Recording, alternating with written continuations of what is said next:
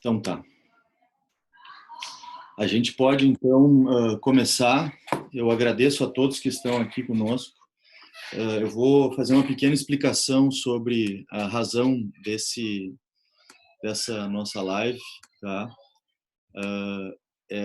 Na verdade, é uma junção de amigos e colegas de faculdade que seguiram carreiras diferentes, cada um para um lado, e de alguma forma, enfim, se mantiveram amigos e em contato nos mais diferentes campos que estão. Tá? E o que me chamou a atenção é que muitas vezes nós não tínhamos a intenção na faculdade de seguir a carreira que acabamos seguindo. Né? Não é aquela coisa de que desde o primeiro semestre todos nós já sabíamos o que fazer. Enfim, talvez descobrimos no final ou mesmo depois da faculdade. Né?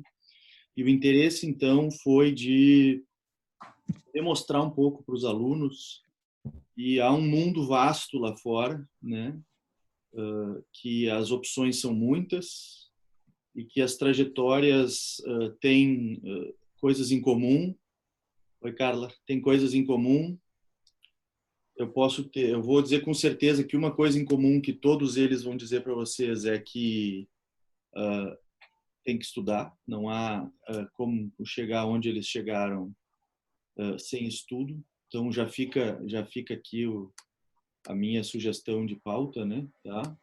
Tirando isso, cada um vai falar um pouco da sua história, da sua trajetória e como funciona mais ou menos a sua profissão. Tá? E, obviamente, pode falar de detalhes ou dar a sua visão sobre a profissão e sobre o futuro dela. Tá bem? Então, a gente organizou da forma que o Otávio Noronha, que é promotor de justiça no Rio Grande do Sul, atualmente na melhor cidade que o Rio Grande do Sul e o mundo já conheceram, que é Passo Fundo. Tá? Ele pode falar um pouco, Otávio. Muito obrigado, Otávio, por estar aqui, por dispor de tempo. Eu sei que a vida é corrida para todos vocês. Então, muito obrigado e, por favor. Obrigado, professor Pedro. Vocês me escutam bem? Sim. Tá. Então, obrigado pela oportunidade, Pedro, de poder falar para ti, para os seus alunos, para os alunos do Marcelo e para as demais pessoas que estejam presentes. Eu acho que é muito válida essa iniciativa do professor Pedro, porque traz um pouco da vida, da profissão, do cotidiano de cada um de nós, que apesar de termos essa relação que vem desde a época da faculdade, seguimos, como o professor falou, cada um uma trajetória diferente.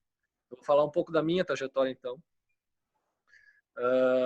O Pedro montou alguns tópicos que ele queria que a gente abordasse com vocês, e ele já resumiu. Ele falou, eu achei muito interessante nessa fala dele, que ele mencionou que nem para todos o interesse surgiu desde a faculdade, foi surgindo depois. E esse é exatamente o meu caso. Quando eu fazia faculdade, eu nunca me interessei, por exemplo, por direito penal e não tinha em mente especialmente ser promotor de justiça. Mas o interesse foi surgindo à medida que eu fui estudando e principalmente depois, para ser bem sincero, depois que eu ingressei na carreira, né? Então tenham sempre isso em mente. Eu costumo dizer para os meus estagiários, para as pessoas com quem eu me relaciono, que é importante a gente ter um norte e um objetivo, mas também é importante a gente saber que às vezes a vida nos leva para outro caminho e não significa desistir dos nossos sonhos, tu talvez te adaptar a um objetivo diferente, que não é nem pior nem melhor, é apenas diferente. Então, a questão da preparação do concurso, que o Pedro enfatizou, de necessidade de muito estudo, realmente não tem varinha mágica, não tem segredo, não tem truque. É horas bunda, né? Tem que ficar realmente estudando e estudando bastante. Eu imagino que vocês devem estar se perguntando, como eu me perguntava na época da faculdade, tá, mas por onde eu começo? Mas que livros que eu estudo? Quantas horas por dia é razoável estudar? De novo, não existe fórmula mágica para isso. Eu posso dizer para vocês como eu fazia. E eu acho que o objetivo é exatamente isso, vocês terem relatos diferentes e tentarem se adaptar ao modelo que funcione para vocês. O modelo que funcionava para mim, existem pessoas que aprendem de maneiras diferentes, né? Outros vendo, outros ouvindo e principalmente o meu modelo, eu consigo aprender lendo e escrevendo. Então, eu sempre lia normalmente 2 livros de doutrina por matéria e fazia um resumo para mim. E nas vezes subsequentes em que eu tinha que recapitular isso tudo, eu lia o meu resumo e muitas vezes durante as provas eu me lembrava, visualizava na minha frente esse resumo e a matéria como que voltava para minha mente, né? Então, o meu método de estudo era esse, era ler 1 a 2 livros e fazer resumo. Na nossa época de estudo, então 15 anos atrás, mais ou menos, 10 a 15 anos atrás, não tinha todos esses livros esquematizados, preparatórios, que reuniam tanta jurisprudência e doutrina e eram mais didáticos. Então, a gente pesquisava a jurisprudência um pouco, lia um pouco a doutrina. Hoje, vocês têm essa facilidade de ter os livros reunindo as 2 coisas numa só, que é uma coisa, digamos, de 10 anos para cá. Então, o que eu fiz concretamente? Peguei o edital do concurso e fui ponto por ponto. Durante a faculdade, na primeira metade da faculdade, nos 5 primeiros semestres, por exemplo, eu fiz estágios em diferentes órgãos, em órgão público, em escritório. E quando eu decidi que eu queria fazer, inicialmente a minha meta era a carreira da magistratura, quando eu decidi isso, eu larguei os estágios no meio da faculdade e comecei a só estudar. Então, à medida que eu ia fazendo os pontos do edital nas matérias que ainda vinham pela frente, do meio para o final da faculdade, eu também recapitulava em paralelo, digamos assim, as matérias que eu já tinha visto, sempre com essa sistemática de resumir, fazer um resumo simples para mim, mas que me lembrasse um pouco mais da matéria. Porque, e aqui fica já um primeiro ponto que eu acho importante, embora esses livros esquematizados ajudem, não dá para o estudo ser feito com base neles, apenas com base neles. Eles ajudam, mas eles por si só, eles vão te fazer talvez passar na primeira fase, mas da segunda em diante, as provas dissertativa e oral, tem que demonstrar e tem que ter um conhecimento jurídico mais aprofundado que tu não consegue em resumos e só em obras esquematizadas. Então, esses ajudam para a revisão, mas o teu conhecimento tem que ser mais a fundo que isso. Daí a importância de usar mais de um livro como base, né? E qual era a sistemática de estudo que funcionava para mim? Eu estudava normalmente 50 minutos e descansava 10. 50 minutos e descansava 10, e no máximo 4 horas seguidas. 4 horas de manhã e, eventualmente, finais de semana fazia mais de um turno. Sim, no final de semana a gente estuda também. Claro que tu tem que ter um momento para tu te divertir. Eu gostava de relaxar fazendo esporte ou conversando com os amigos, o professor Pedro principalmente, que morava ali perto da minha casa. Então, eu normalmente tinha aula de faculdade de manhã, voltava, ficava estudando da 1h30, 2 horas até às 6 da tarde, e às 6h30, 7, eu ia fazer natação, que é o esporte que eu gosto de fazer. E no final de semana eu tentava manter essa rotina também, pelo menos de 4 horas de estudo por dia, né? Isso sobre a minha preparação. Otávio, só uma coisa bem... tu passou em 3 concursos diferentes ao longo, né? Então, como advogado da Caixa, como procurador do Estado e depois no MP. A dúvida é, em todos eles tu usou a mesma estratégia ou, enfim, Sim, foi mudando ela ao longo do tempo? em todos eles eu usei a mesma estratégia. O que muda é o tempo que tu tem à disposição. Quando eu comecei a trabalhar, como o professor Pedro falou, para ser primeiro na Caixa, depois para procurador do Estado e depois para promotor. Quando eu comecei a trabalhar, é claro que o teu tempo disponível fica mais reduzido. E isso, às vezes, é um truque, porque a gente acha que quanto mais tempo tem, mais tu vai estudar, mas a nossa disciplina nos prega peças, às vezes, né? Então, se tu tem, muitas vezes, um tempo determinado, eu tenho 3 horas para estudar. 3 horas rendem mais do que se tu tivesse o dia inteiro para estudar. E, às vezes, tu deixa para depois, vai ver um seriadinho antes, vai fazer alguma coisa porque tu sabe que tu tem o dia inteiro. Quando tem só aquele tempo, acaba conseguindo fazer com que aquele tempo renda. Então, o que eu quero chegar com isso? Falta de tempo não é justificativa, né? Eu gosto de estudar de manhã cedo, por exemplo. O professor Pedro é um cara que gosta de estudar de noite. Eu prefiro estudar. Eu, quando eu estava na Caixa, acordava às 5 da manhã e estudava das 5 às 9 da manhã e começava a trabalhar às 9h30. Então, para mim, funcionava isso. Para o Pedro, jamais funcionaria isso. Ele consegue estudar na meia-noite às 4 da manhã, mas jamais de manhã cedo. Então, vocês têm que descobrir como funciona para vocês. Né? Isso que é o importante. Falar um pouquinho sobre profissão, porque eu estou controlando meu tempo aqui para não estourar o tempo regulamentar, não quero que o professor me chame a atenção. A rotina da profissão, eu posso falar da parte que eu atuo, que é a parte criminal. Eu sou promotor do júri em todas as comarcas que eu passei no estado, e foram várias. Eu sempre atuei no júri. Uma delas só que eu atuei na violência doméstica, Maria da Penha. A rotina, eu não vou dizer para vocês que ela é sempre maravilhosa. Se ela fosse excelente, não se chamaria rotina, né? Mas ela tem momentos de alegria, momentos de satisfação profissional. Quer tu fazer uma instrução processual, tu colher uma prova numa audiência bem feita. Uma alegria que a Carla vai falar com vocês mais tarde, que eu compartilho com ela, embora em lados diferentes da trincheira, que é tu fazer um plenário bem feito, ou seja, um plenário do júri sustentar uma acusação ou sustentar uma defesa de uma maneira bem feita. Muitas vezes sustentar bem feito não significa que tu atinja o êxito, que o réu seja condenado, no caso do promotor, e que o réu seja absolvido, no caso do defensor. Mas tu saber que tu faz o teu trabalho e expõe ele de maneira correta, dentro de uma lealdade processual e dentro do que a prova do processo permite. E aí eu faço o gancho da questão da rotina, que é feita de audiências e de plenários, para a questão das alegrias da profissão. Uma das alegrias que eu vejo no nosso trabalho, principalmente eu falo aqui dos advogados, promotores e defensores públicos, é a alegria desse desafio do embate no bom sentido, não no embate de ser grosseiro, desrespeitoso, mas no embate de ideias, no embate de argumentos, né? Tem sempre a questão de perder ou ganhar, não é esse o termo correto, mas ter o desafio de tu querer atingir um objetivo, que é uma situação diferente da do professor, uma situação diferente da do tabelião, são tipos de alegrias diferentes, né?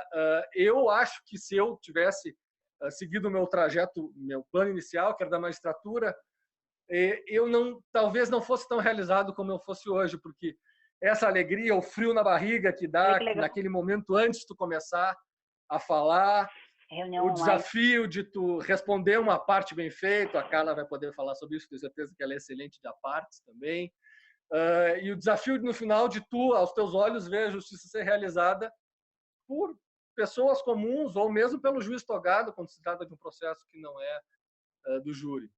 Essa satisfação, esse frio na barriga, que é o mesmo frio na barriga que eu sentia quando ia fazer uma apresentação na faculdade, para esses colegas que estão aí me olhando hoje, eles ficavam rindo de mim lá no fundo, porque eu era tímido, ficava envergonhado, ficava ruborizado. Essa mesma satisfação volta hoje, de maneira diferente, mas ela também volta, o frio na barriga também volta. Embora os meus cabelos não estejam mais presentes, a alegria é a mesma de quando eu era bem cabeludo. E agora, para finalizar, já que o meu tempo está quase no limite, eu quero falar um pouco com vocês, sobre o futuro da profissão. Eu acho, na minha visão, essa é a minha visão, a visão do Otávio de futuro da profissão. O Ministério Público tem que se focar em questões que são importantes para a sociedade. Isso passa pela área criminal, pelo combate à corrupção, improbidade administrativa, que são duas áreas que andam juntas, pelo meio ambiente, pela infância e juventude, e deixar outras áreas que, a meu juízo, não são tão relevantes, mas que ainda absorvem muito do trabalho do Ministério Público, sem que elas não recebam tanta atenção como essas merecem. Criminal, corrupção, improbidade, infância, juventude e meio ambiente. Essas são as áreas que o Ministério Público, a meu juízo, tem vocação para atuar e deve priorizar essas áreas. Então, se vocês, alunos que estão nos assistindo, se sentem vocacionados para uma dessas áreas, o Ministério Público pode ser uma opção, uma belíssima opção de carreira para vocês. O professor já deve ter falado isso, ninguém deve fazer concurso para ficar rico. Esse não deve ser o objetivo de fazer concurso. Nem Se vocês querem ficar rico, vocês podem seguir outras carreiras, ser a carreira do amigo Marcelo Ruivo, ser advogado, tem essa possibilidade, é uma luta e não chega rápido, não chega fácil. Se vocês querem ter um sucesso financeiro, sigam outros caminhos, mas se vocês querem viver uma vida correta e digna e ter essa realização profissional que eu acabei de compartilhar com vocês, não querendo dizer que essa não ocorre em outras carreiras, mas do meu ponto de vista, a carreira do Ministério Público, para quem gosta dessas áreas, para quem se sente chamado, vocacionado para essas áreas, é uma belíssima opção, embora, como eu tenha dito no início, não tenha sido a minha opção inicial. Eu me sinto completamente realizado nela, apesar de estar hoje morando na cidade, né, do meu amigo Pedro lá, que por onde quer que eu vá, todo mundo se lembra dele. Enfim, tem que carregar esse fardo de ter que representar bem essa pessoa que é o Pedro, que é um cara sensacional.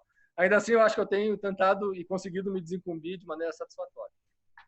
Então, eu compartilho aqui com vocês, modestamente, isso que eu poderia falar. Eu questiono para o professor Pedro, devolvo a palavra para ele, se vai abrir espaço para perguntas. A minha dúvida se não for abrir, porque eu acho que o formato não vai permitir, eu me coloco à disposição para o professor passar meu contato ou me encaminhar as dúvidas e questionamentos de vocês, eu fico às ordens. Professor, a palavra está com o senhor de novo. Obrigado, Otávio. Não, além da questão financeira, há o mito de que esses concursos também permitem que se... Não estou lhe ouvindo, Pedro. Estou ouvindo. Eu acho que o teu celular tá sem som aí, Otávio. Tá ouvindo, Otávio? Otávio? Continuo sem te ouvir, Pedro. Tá. Então, eu te agradeço. Aumenta o volume aí, depois tu vai ver que vai dar certo. Para explicar para os alunos, nós somos de uma geração anterior. Deve ter sido uma piadinha essa que eu perdi. Não. Eu sou de uma geração, nós todos somos de uma geração anterior, nós não nascemos com a tecnologia, tá? Nós tivemos que aprender isso na marra. Alguns aprenderam um pouco melhor do que outros, como a gente acaba de ver, tá? Então, Carla, eu não sei se tu gostaria, já que tu foi nominada, continuar. Então, obrigado, Otávio. Carla é uma querida amiga, ela não era efetivamente da nossa turma de faculdade, mas se tornou mais do que um membro da nossa turma por razões que, enfim, a gente não precisa dizer, mas ela tem uma relação muito próxima com todos nós. E a Carla, ela é defensora pública em Santa Catarina. Ela pode contar um pouco também da trajetória dela, que não foi fácil, levou algum tempo, né, Carla? E se tu quiser, Carla, também eu acho muito interessante contar um pouco dos teus projetos que tu desenvolve, que são absolutamente inovadores e reconhecidos, enfim, em todo o país como sendo uma tentativa de ver o direito sob um ângulo diverso daquele que a gente costuma ver nos bancos da universidade. Então, muito obrigado, Carla, pelo tempo e é uma alegria te ver, ainda que dessa forma. Alegria minha.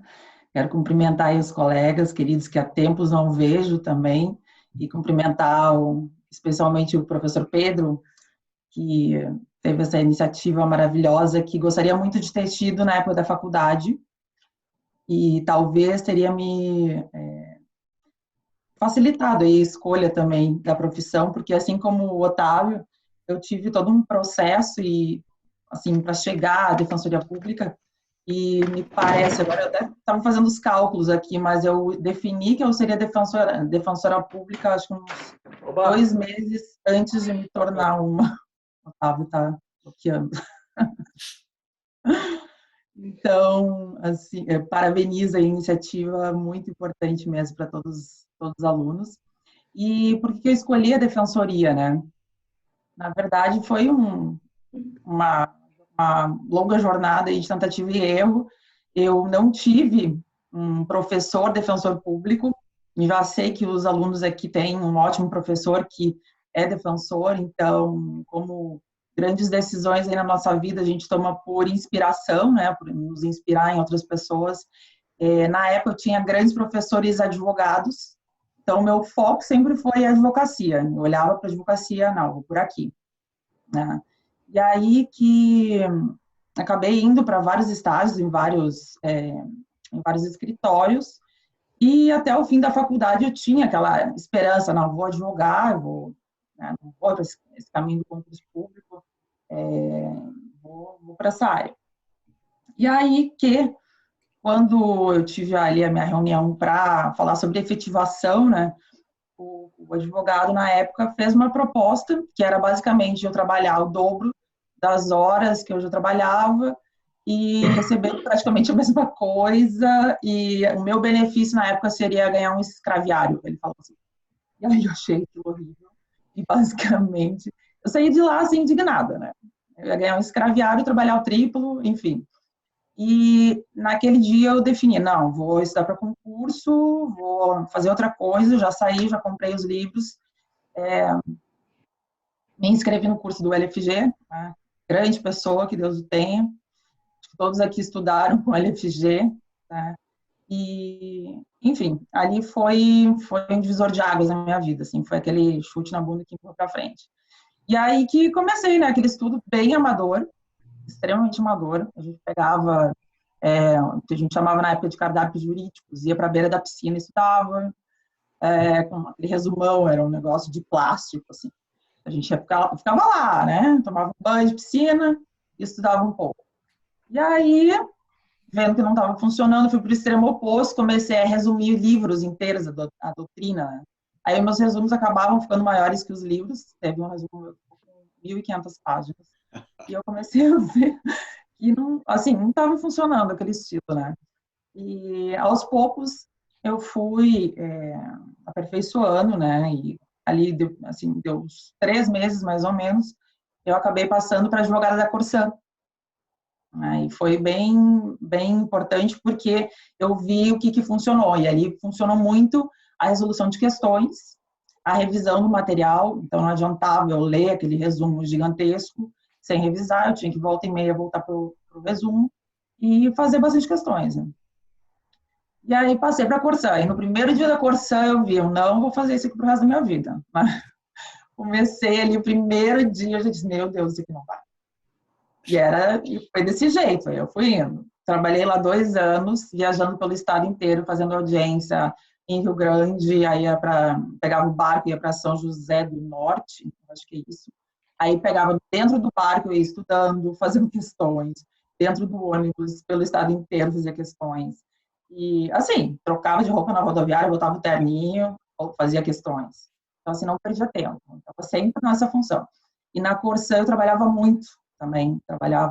Tirava, assim, umas 10 horas do meu dia, basicamente. E assim como o Otávio, acordava ali uma época às 5 da manhã, fazia meu chimarrão e ia para as questões, ia estudar, né? Então, foi um processo que não foi fácil, fiquei ali uns 2 anos nessa função, mas quando chegou a hora, eu decidi, não, chega, vamos lá, vamos dar um passo além. Saiu o concurso, o edital da PGE, do Rio Grande do Sul, e aí eu pedi demissão, já tinha feito uma poupança, isso é interessante, aí quem está fazendo um concurso meio, né, de se resguardar aí financeiramente para ficar um tempo aí, de repente, sem trabalhar, para mim foi fundamental. Eu fiquei ali 1 mês, mais ou menos, sem trabalhar, estudando, fiz um cronograma de guerra, eu chamei na época, foram 12 horas de estudo. Eu fiquei 1 mês, assim, de manhã, de tarde, da noite, estudando enlouquecidamente, mas passei na primeira fase da PGE e, enfim, fui, né, o concurso transcorreu aí durante 1 ano, e só que aí eu não atentei para um detalhe bastante importante, que esse tipo de estudo ele não é sustentável. Então, assim, não adianta a gente achar que vai conseguir estudar 3 turnos, forever and ever, que não tem como, né? Tem uma hora que tu te desgasta. E aí eu, enfim, emagreci acho que uns 7 quilos, me abandonei completamente, não fazia exercício físico, etc. Então, o meu rendimento foi caindo muito. Então, o que aconteceu? Eu basicamente vi que não adianta só estudar, você tem que fazer uma preparação completa, precisa cuidar do teu físico, precisa cuidar do teu emocional, precisa cuidar da tua alimentação e etc. Só que eu descobri isso depois que eu fui reprovada na fase oral, na prova oral. Então, ali que as fichas caíram e eu caí junto. Foi complicado.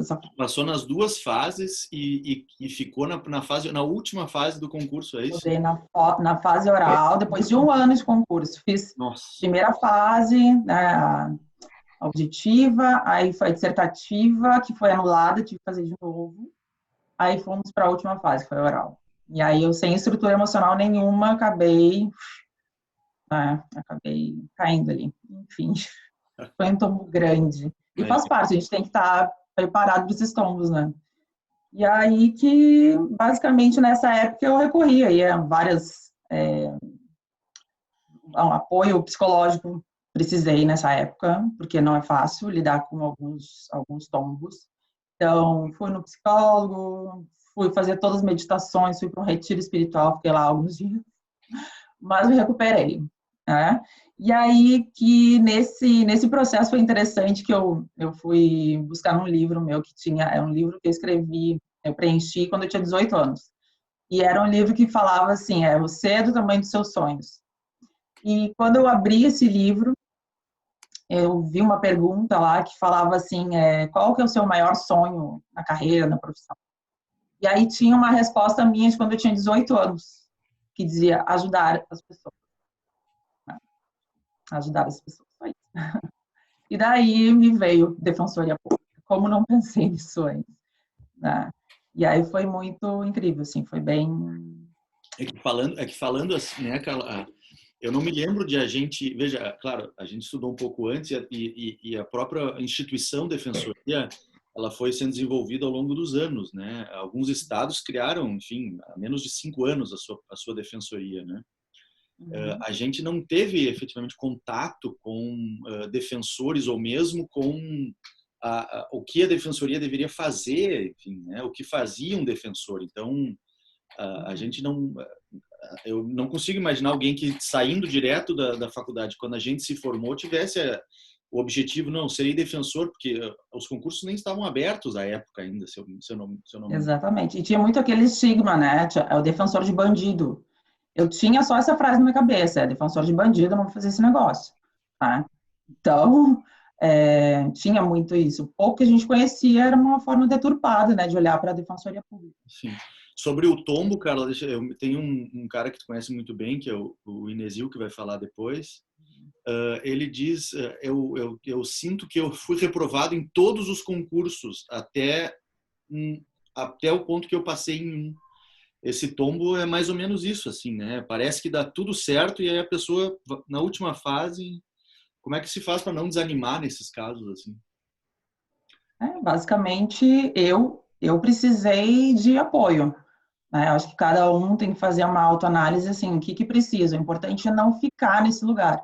É até importante trazer essa questão, porque várias pessoas rodaram comigo naquela fase, né? Foram 40% dos candidatos aprovados que chegaram até a oral foram reprovados. Então, é uma média bem maior do que, em regra, se vê. Em regra, é até 8% dos candidatos são reprovados na oral. E ali foi abissal, assim. Então, muitos dos que estudavam comigo na época não se reergueram até hoje. Sim.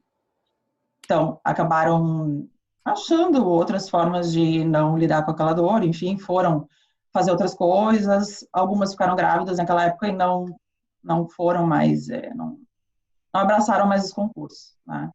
Então é isso, para mim eu sabia que eu precisava de um apoio e foi o que eu fiz. Então, em 2 meses, depois da reprovação, saiu o concurso da Defensoria do Estado de Santa Catarina, que coincidentemente ou não, como era o primeiro concurso do Estado de Santa Catarina para a Defensoria, foi feito por uma banca toda composta por procuradores do Estado, e eu só estudava para a Procuradoria, então foi uma prova feita para mim, né? Então, eu rodei 2 meses depois. É necessário na vida, né? Um pouco de sorte também é necessário na vida, né? Exatamente. E é aquela coisa, o concurso nos escolhe. Isso aí, para mim, foi muito claro. Esse concurso me escolheu, definitivamente. E é isso. E aí, desde lá, aprovada, estou aí, como defensora até hoje. Deu 6 anos e pouquinho. Que bom. E é uma trajetória bem intensa. Tu pode contar um pouco assim, assim, sei lá, a tua primeira experiência no júri, esse teu projeto novo com as detentas por aí? Acho que isso é bem interessante para a gente ouvir assim. Sim, Não, tu não defende só bandido, né? Mas também defende não, bandidos, né? sim. Eu nem sei como é que eu tô com o tempo, Não, Pedro. vai tranquilo, a gente está bem. Tá.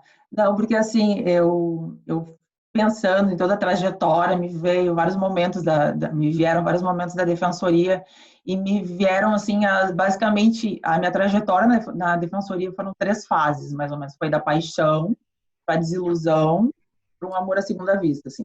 Basicamente foi isso a minha história na defensoria. Então, a paixão daquela coisa, nossa, fui aprovada, então fui para o interior do estado, para a cidade de Maravilha, cidade incrível, com 11 mil habitantes, e lá é aquela coisa de tu ser autoridade, né? Então, um dia tu tá sentado na cadeira 12 horas por dia, no outro tu é doutor, tu é autoridade da cidade, né? E a metade das pessoas não sabiam o que eu fazia, mas sabiam que eu era autoridade. Então, é interessante isso. Assim, no primeiro momento, que eu fico, meu Deus, mudei de vida, né? Graças a Deus. E aí que, em Maravilha, eu cheguei e eu não tinha basicamente onde trabalhar, né? Então, tive que falar com a prefeita, e isso é uma das realidades aí em alguns estados do Brasil com relação à defensoria, né? Cheguei em Maravilha, eu tive que falar com a prefeita para conseguir lugar para trabalhar. E aí, comprei minha impressora, comprei papel, caneta, enfim, e fui trabalhar. Mas estava muito empolgada, né? Então, fiz muito mais que a minha atribuição.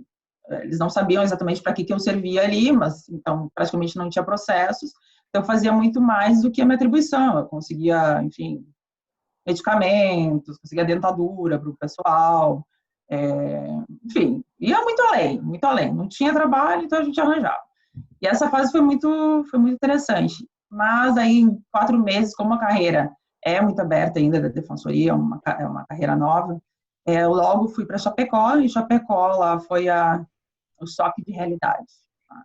Então, Chapecó, com os adolescentes lá são terríveis, eu fui para a área da infância e juventude, e basicamente eles causavam. Assim, tá? E eu fiquei desesperada, disse, meu Deus, o que é isso? O que é esse negócio? Então, eles chegavam com um tiro no meio do rosto, umas coisas assim, para fazer um atendimento. E eu disse, meu Deus, né, o que é isso? E eu também me deparei com a realidade da defensoria, que é aquela incrível multiplicação dos processos, né? Então, tu entra com uma ação, que eu trabalhava na família lá também, tu entra com uma ação, e daqui a pouco voltam 5, que tu entra ali com um divórcio, com separação de bens, daqui a pouco eles vêm com revisão de alimentos, aí busca a pensão de criança, etc. E execução de alimentos. E ali, então, tive o choque de realidade e, enfim, peguei uma nova remoção. Aí fui para Blumenau.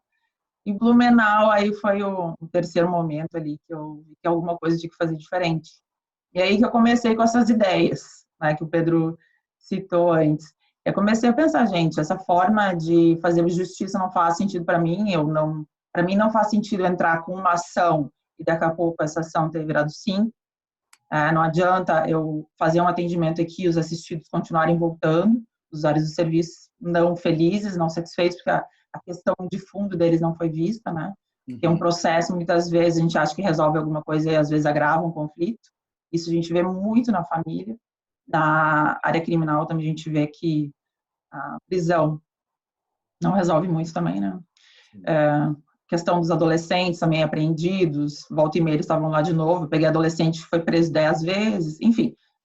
Então, em Blumenau, eu comecei a ressignificar, pensando assim, o que eu posso fazer diferente, né, para gerar mais valor através da minha função, do meu trabalho. E lá eu comecei um projeto de defensoria itinerante, a gente fazia uma incursão nas comunidades e fazia um trabalho com educação em direitos. Lá foi muito incrível, foi bem, bem importante. E essa atuação extrajudicial da defensoria é muito bonita, né? É algo que gera muito valor para a instituição, fazer, ter essas novas ideias, assim. E esse projeto, no fim, deu sequência. Eu fui embora de Blumenau depois, mas deu sequência. O pessoal hoje faz o CRAS, como é que é? CRAS-Fé, é um bate-papo com a comunidade, assim. Então, sementes foram lançadas e geraram frutos. Isso é muito simples, bem feliz. Que bom. E aí, basicamente, em que pese Blumenau estivesse muito bem, tudo bem, muito bem, obrigada. A verdade é que eu não consegui recusar uma proposta de morar perto da praia, ou na praia. Não consegui. Foi mais forte que eu. Então, aí fui para Itajaí, caí na vara do júri, e aí foi o caos, basicamente. O doutor Otávio aqui, queridíssimo colega, é um apaixonado pelo júri, né, que eu sei, às vezes a gente tem alguns debates interessantes, por sinal. Mas, assim, digamos que eu sou mais pacificadora, eu tenho esse viés mais conciliador e essa coisa beligerante do júri me assustou um pouco no começo. Mas, assim, foi uma experiência, tem sido, né, porque eu já estou há 3 anos trabalhando na vara do júri, trabalhando, enfim, com todos os tipos de crime, na verdade, né, não só os dolosos contra a vida, mas é uma experiência de muito fortalecimento interno. E a partir disso também que eu comecei os projetos que o Pedro mencionou antes. Eu também não satisfeita de ficar fazendo ali o beabá, né, o processo, eu resolvi, com algumas parcerias, iniciar um projeto, que é um projeto voltado, primeiro foi feito para violência doméstica, né, envolvendo os casais em violência doméstica, e trazendo um viés mais psicológico, né, eu trouxe uma psicóloga para auxiliar eles a olhar para essas questões, as questões de fundo que faziam eles chegar até o Poder Judiciário, até ao processo criminal, enfim, todos estavam com medidas protetivas. E esse foi o primeiro projeto, né, para apoiar eles nessa situação. E depois a gente começou com um projeto aí dentro do cárcere, do sistema penitenciário, que é voltado para os profissionais do presídio feminino e também para as presas no regime provisório. E tem sido um trabalho maravilhoso, como o Pedro já mencionou, ele tem tido uma repercussão bem grande na mídia, saiu no jornal, já saiu na TV, e é realmente para trazer uma outra abordagem, assim mesmo, a gente ressignificar a experiência delas no cárcere. Elas, enfim, tem várias situações, assim, se eu pudesse ter mais tempo aqui, eu ficaria a noite inteira. A gente, só para avisar aqueles que se interessarem, a gente já está planejando encontros temáticos e se a Carla se dispuser, a gente já pode, inclusive, botar o primeiro para Carla. Aí tu fica o tempo que tu quiser falando e aí tu pode te emocionar. Eu sei que tu te emociona com isso. Ah, me empolgo. A gente pode, enfim, ou te ouvir, porque de fato é algo que, veja, vamos pensar, quando a gente estudou, era uma coisa impensável, assim, né? Uma técnica que sai um pouquinho do cubículo do direito e que é reconhecida, ainda que haja críticas a ela, a gente pode tratar dessas críticas também. É algo que era impensável na nossa época, né? Assim, depende muito mais da iniciativa de uma pessoa que comece sozinho do que efetivamente de um empurro institucional, né? Exatamente. Tudo que é novo gera bastante questionamento, né? Nós não podemos parar por causa das críticas, enfim. Mas, gente, eu já falei demais, eu acho que, né? Acho que Tá é bem. isso aí. Então tá. Muito obrigado, Carla. Enfim, tenho certeza que foi inspirador para muita gente e já fica o convite, então, para a gente falar sobre o teu projeto de, enfim, pacificação por meio de instrumentos alternativos no sistema criminal catarinense. Tá? A gente pode convidar os nossos colegas aqui do Sul também para ver se a gente tem algo parecido aqui no Rio Grande do Sul. Tá bem? Muito obrigado, cara. Eu que agradeço. Eu não sei se Inesil, Posso Alan... continuar. Continuar. Então, vamos fazer por ordem, então, na família, quem manda. Então, agora, Inesil, meu amigo, enfim, juiz federal, e ele que é mestre em ciências criminais pela PUC, né? E ele que num evento que a gente participou junto disse: eu senti como se eu tivesse sido reprovado em todos os concursos antes de ser aprovado em um, né? Então, se tu puder, Inesio, que também é professor, então tem, enfim, toda a habilidade para falar, e se tu puder nos explicar um pouco da tua trajetória e da tua carreira, eu já te agradeço, meu cara. Muito obrigado. Obrigado, Pedro. Bom, boa noite a todos. É uma grande alegria estar aqui com vocês, vários amigos queridos. Acho que preliminarmente temos que esclarecer uma questão aí, né? Ficou um mistério em torno do nome da doutora Carla. Quero esclarecer que, além de uma excelente profissional, exemplar, ela é também minha esposa. Então, tenho a felicidade de conviver e aprender com ela no dia a dia também. Estudamos juntos para o concurso. Foram, acho que, cerca de 6, 7, 8 anos de namoro e de estudo concomitante. Então, temos uma história bonita também nos estudos.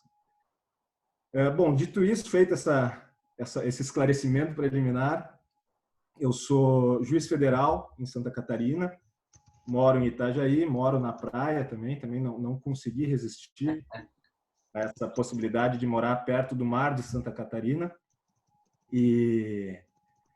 Só que a minha trajetória nos concursos ela é, na verdade, um pouco longa e bem tortuosa. O meu interesse pelos concursos começou logo cedo na faculdade. Começou no segundo semestre, talvez acho que eu fiz o meu primeiro concurso para técnico do Tesouro do Estado. E aí segui fazendo concursos a partir dali, sempre sem muita pretensão de ser aprovado logo. Comecei a fazer em termos de aprendizado, para aprender, para me testar e para ver até onde chegaria por meio daquele caminho. Ao mesmo tempo, no segundo semestre, comecei a fazer estágio no Tribunal de Justiça, no Rio Grande do Sul, e ali me surgiu o interesse pela carreira da magistratura. Ali eu pensei que realmente eu gostaria de ser juiz. Mas fiz o estágio na Justiça Estadual, no Tribunal de Justiça do Estado. E me dei conta, nesse caminho todo, que a Justiça Federal sempre foi algo muito distante de mim. Então, eu queria ser juiz estadual, né? Tinha amigos que trabalhavam na área estadual. Na faculdade, todos os exemplos dados eram a respeito da Justiça Estadual. Então, assim, durante a faculdade, eu tive pouquíssimas informações a respeito da Justiça Federal. Mal sabia o que era a Justiça Federal. E isso, fazendo uma autoanálise, não sei como está hoje a PUC, mas na época em que nós estudamos, os professores eram basicamente ou servidores públicos estaduais, procuradores do Estado, juízes estaduais, desembargadores, membros do Ministério Público Estadual, ou advogados que atuavam na Justiça Estadual. Então, eu me formei sem saber com clareza o que era a Justiça Federal. Eu me formei sem ter uma aula de lavagem de capitais, sem ter uma aula de crimes federais, de sonegação de tributos federais. Eu me formei sem ter uma noção do que é uma seção judiciária, uma subseção judiciária, sem saber o que era um advogado da União, qual a diferença de um procurador da República para um procurador federal. Então, eu me formei muito cru na Justiça Federal, no que era a Justiça Federal. Mas voltando um pouco adiante, então, dentro desse meu contexto de viver em meio à Justiça Estadual, às matérias estaduais, durante a faculdade segui estudando para os concursos, fui reprovado em vários ainda durante a faculdade, fazia concurso para agente administrativo da PGE, agente administrativo do MP, assistente do MP, etc. Até que lá pela metade da faculdade eu consegui ser aprovado num concurso para assistente de Procuradoria de Justiça no Ministério Público, que eu vinha a ser chamado no último ano da faculdade. Então, eu me formei já empregado, digamos assim, me formei concursado num concurso que para mim sempre foi um concurso meio, né? Eu pensava, bom, esse concurso vai me proporcionar que eu siga meus estudos até que eu venha a ser aprovado no cargo que eu quero, né? Então, é muito importante assim a gente ter em mente que cada um tem a sua história, cada um tem uma realidade, cada um tem a sua história e cada um tem a sua caminhada. A minha realidade foi essa. Eu saí da faculdade, me formei, concursado, um concurso médio. Ao mesmo tempo, eu tinha a ilusão de que logo, logo eu seria aprovado num concurso para magistratura. Tinha essa ilusão que em 1, 2 anos conseguiria essa aprovação. Paralelamente a isso, eu sempre me interessei pela vida acadêmica e logo procurei dar início a um projeto acadêmico. Então, me formei, logo em seguida emendei uma especialização na PUC também, especialização em Ciências Penais, e logo em seguida emendei um mestrado em Ciências Criminais na PUC também. Então, me formei e tive 3 anos seguidos de vida acadêmica, que me enriqueceram muito em termos pessoais, em termos de cultura, mas, ao mesmo tempo, me afastaram muito da caminhada dos concursos. Quando eu voltei a estudar para concursos, quase 4 anos depois de estar formado, grande parte da legislação tinha modificado. Foi uma época em que teve muita legislação administrativa nova, reforma do terceiro setor, diversas mudanças, e os concursos mudaram muito rápido. Então, quando eu voltei para uma realidade completamente diferente e comecei a sofrer reprovações severas de, por exemplo, em uma prova de juiz federal de 100 questões, acertar 30. Uma prova do Ministério Público Federal de 120 questões, acertar 37. Então, eram derrotas pesadas e eu pensava, nossa, isso não é para mim. Eu não tenho condições de passar num concurso desse. E, ao mesmo tempo, fui procurando ver o que eu estava fazendo de errado nos meus estudos. E demorou um tempo considerável até eu conseguir identificar meus erros, sistematizar esses meus erros e conseguir superar esses desafios. Então, já procurando dar alguma dica para o pessoal que está aqui hoje e que pretende estudar para os concursos, o que eu trago da minha experiência é que a vida acadêmica, o nosso estudo em termos de cultura, embora, como o Otávio muito bem colocou, ele vai fazer a diferença lá na frente, ele é um estudo diferente daquele estudo que nós vamos fazer para alcançar um objetivo num concurso público. Então, eu costumo fazer uma analogia num concurso público. Fala aqui, pessoal, de grandes concursos, tá? Magistratura, Ministério Público, Polícia Federal, cartórios, concursos top de linha. Se vocês almejam esse tipo de concurso, vocês estão indo disputar uma Copa do Mundo, certo? Então, vocês vão jogar contra os melhores. E para jogar contra os melhores, vocês têm que estar muito bem treinados, muito bem preparados. Não basta que vocês tenham talento. Vocês têm que ter treino, vocês têm que ter técnica. E é isso que hoje em dia é a preparação para um concurso público. É técnica, é treino. Então, eu faço a seguinte analogia. Eu seguido pergunto para os meus alunos, quando vou introduzir essas questões dos estudos, quem aqui joga futebol? O pessoal levanta, eu jogo, tá. Bom, joga futebol quando? Toda semana eu jogo futebol. Certo. Se o Tite te convocasse amanhã para jogar na seleção brasileira, você estaria pronto? Não. Para a seleção, não. Então, pessoal, é essa analogia. Se perguntar para vocês, vocês aqui todos estudam? Estudo. Dou uma estudada para a faculdade, leio um livro, dou uma lida, tal, e estou passando. Pessoal, vamos ser realistas. A faculdade de Direito ela não é difícil de se passar. É difícil de se destacar e conseguir futuramente fazer algo com esse tempo e dinheiro que vocês estão empregando na faculdade. Então, sejam o jogador que vai ser convocado pelo Tite. Sejam quem vai disputar a Copa do Mundo. E, para isso, vocês têm que estudar. Se os atletas são atletas de alta performance, de alto rendimento, vocês têm que fazer do estudo de concurso de vocês também um estudo de alto rendimento, entre aspas aqui. Então, vocês têm que ter metas, vocês têm que procurar um desempenho, vocês têm que buscar um aprimoramento das técnicas de estudo, vocês têm que buscar estratégias de estudo. Então, vocês têm que fazer um estudo instrumental, com o objetivo de atingir um objetivo. E quando vocês têm essas metas, não basta ter lá uma meta de resultado. Ah, eu estudo porque eu quero ser juiz. Então, você tem lá uma meta de resultado, quero ser juiz. Além da meta de resultado, vocês têm que ter as chamadas metas de processo. Então, metas de resultado, quem eu quero ser.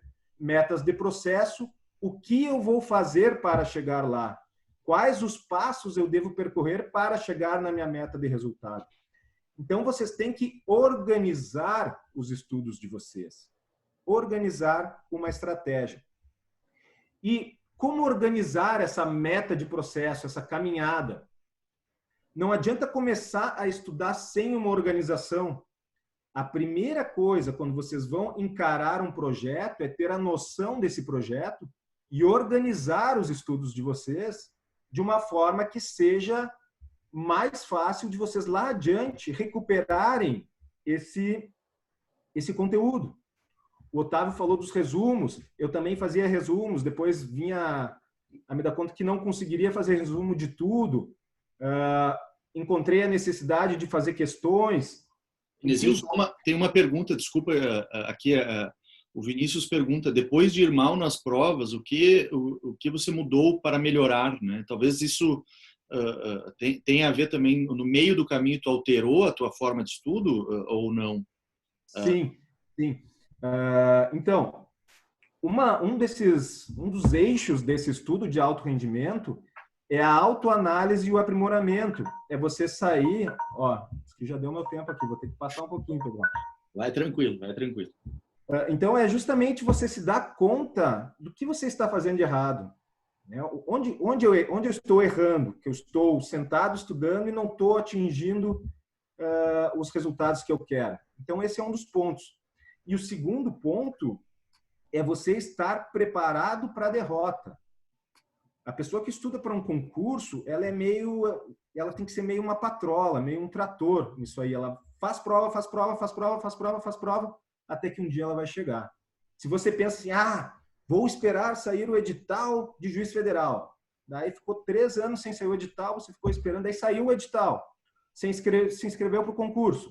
O que vai acontecer? Você vai ser reprovado. Certeza. Certo? Então, você tem que estudar a médio prazo e já contar com as derrotas. Eu falo com orgulho hoje que eu fui reprovado para todos os cargos. Eu fiz todos os concursos e fui reprovado para todos os cargos. Fui reprovado para defensor público em mais de um estado. Fui reprovado para promotor de justiça em mais de um estado. Fui reprovado para juiz federal em mais de um estado. Fui reprovado para procurador da República diversas vezes. Fui reprovado para juiz federal em todas as regiões mais de uma vez. Então, assim, pessoal, foram cerca de 60, 70 reprovações, sem dúvida. Sem dúvida.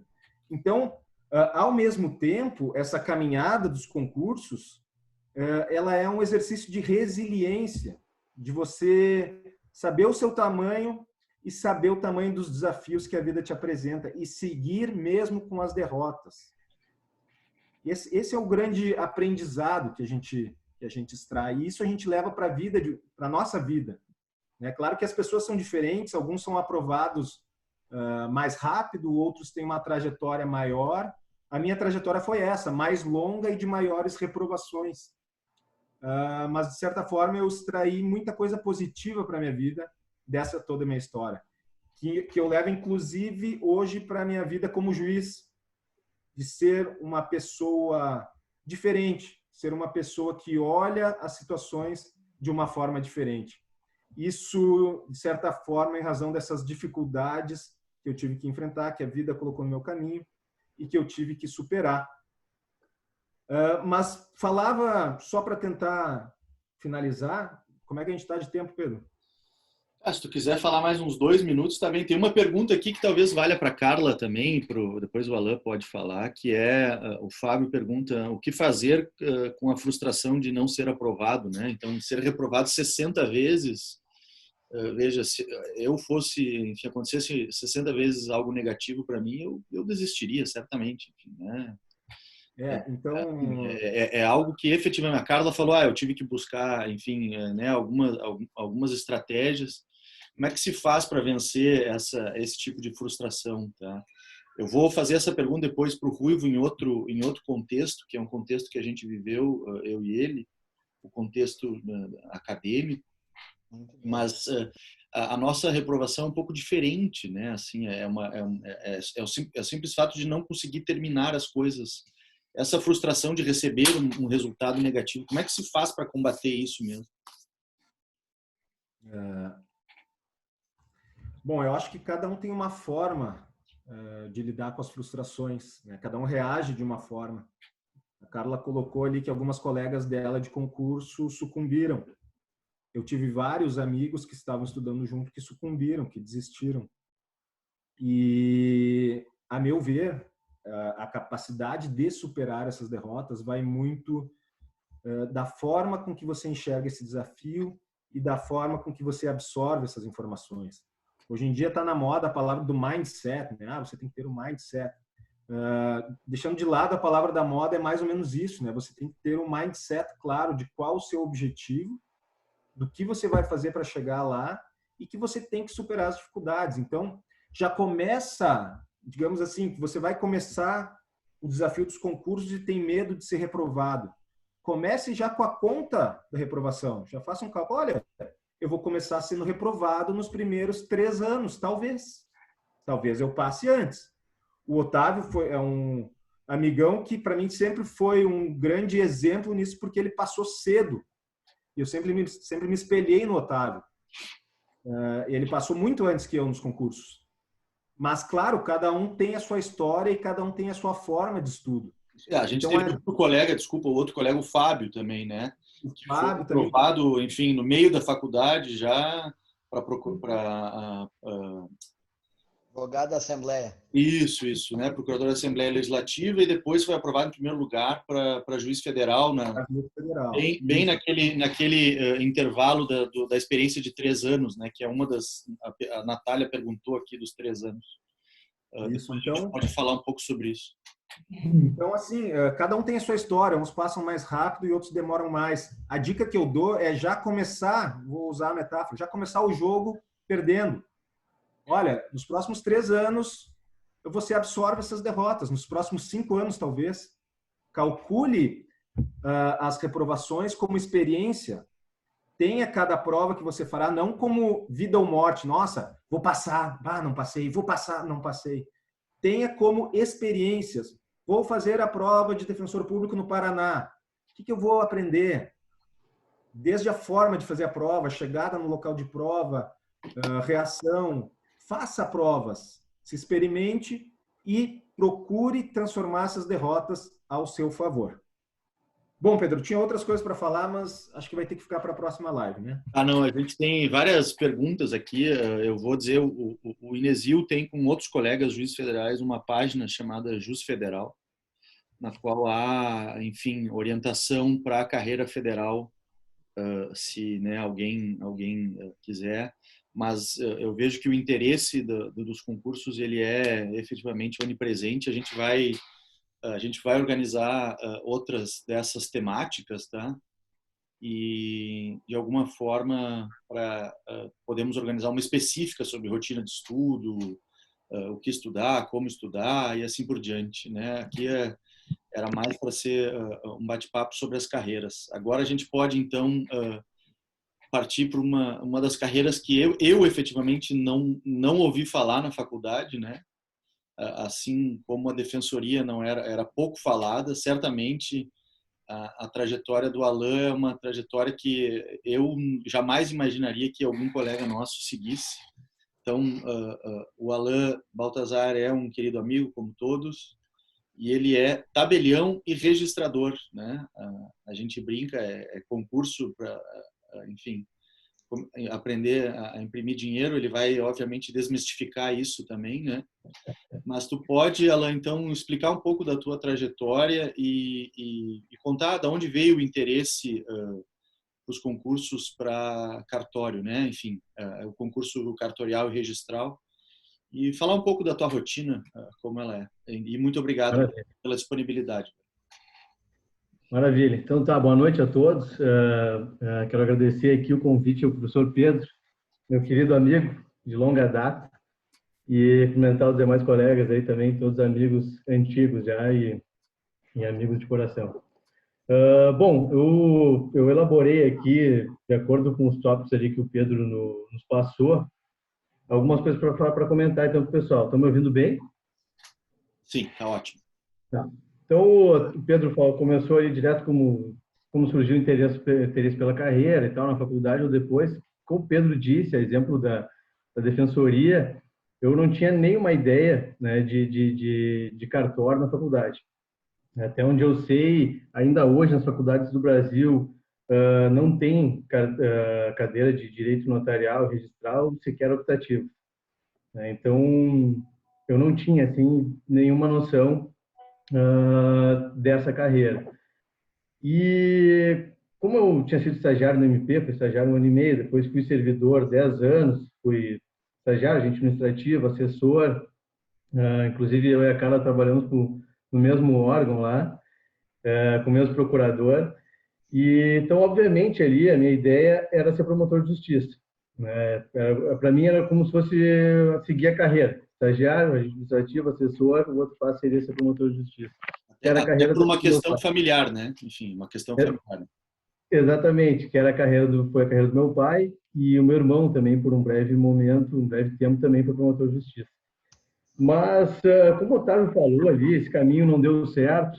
Eu tentei inúmeras vezes, a minha trajetória, minha caminhada também foi tortuosa, foi mais lenta, até vou falar um pouco disso.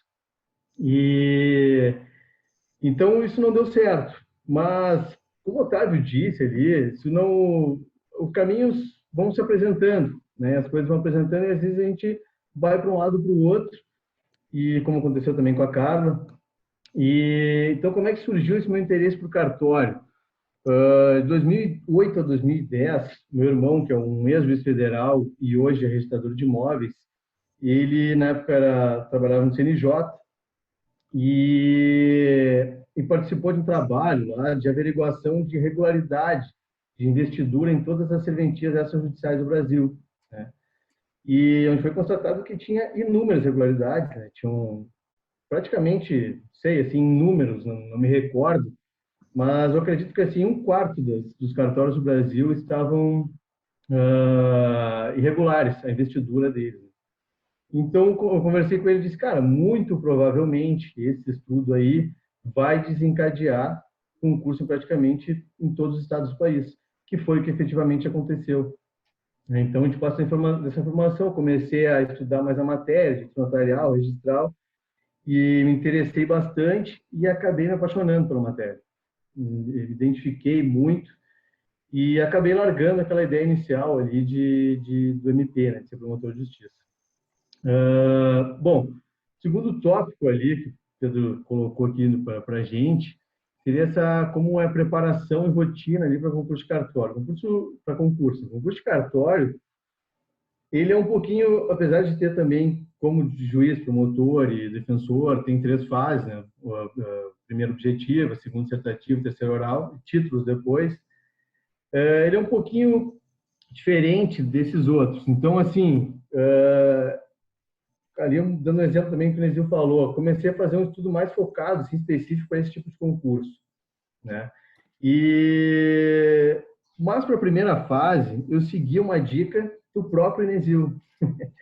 Ele me deu essa dica, a gente era colega no MP, depois ele já tinha passado para o Justiça Federal, e ele falou, cara, primeira fase, prova objetiva, estuda para concurso, né? Aqueles livros de questões.